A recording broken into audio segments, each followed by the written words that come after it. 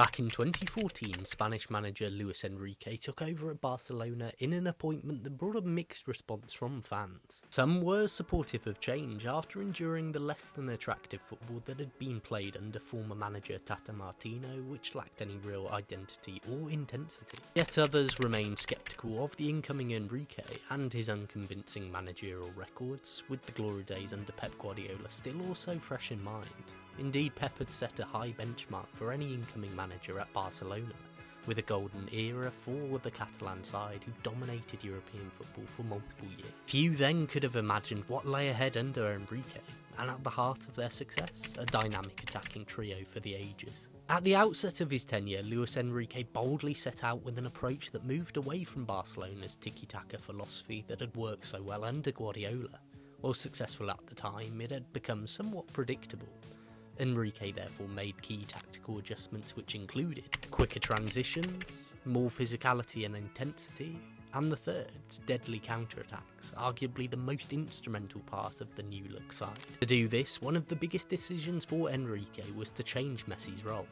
Before this point, Messi had played as a false nine, leading the attack from the centre.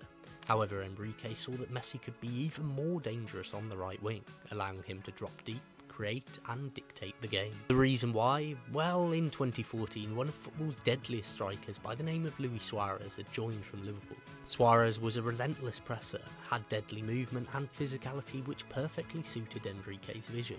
He became the focal point in attack, occupying defenders and allowing Messi to dictate the play. That was also alongside the third of the trio, Neymar, who had his own part to play. The young Brazilian had already shown flashes of brilliance in his first season, but under Enrique, he took his game to another level. Neymar was placed on the left wing, and alongside the other two, had full creative freedom. He was able to dribble at will, cut inside, or link up with his teammates. And so, together they were formed as a partnership that would leave an unforgettable mark on football. And their connection didn't take long to click. Each brought their own unique skill set, but what made them truly special was also their chemistry. These three didn't just play together, they understood each other. The 2014-15 season was MSN's masterpiece. They scored an unbelievable 122 goals in a single season, a record-breaking campaign. And they didn't just dominate, they entertained.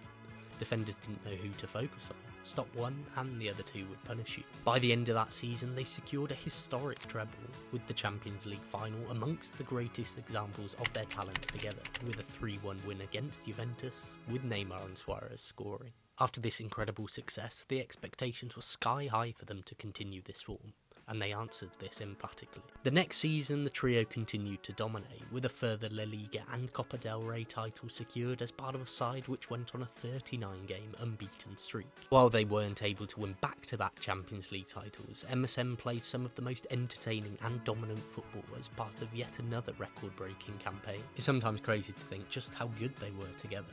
But the 2016-17 season was the final chapter of the legendary trio at Barcelona. It was a season filled with highs, including one of the greatest comebacks in Champions League history.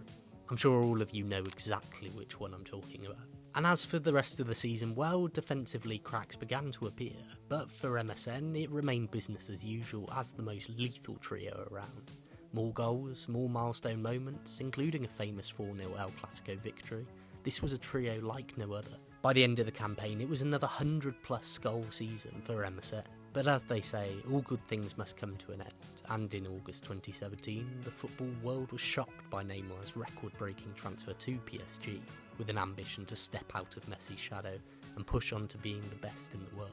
A decision that has been questioned ever since.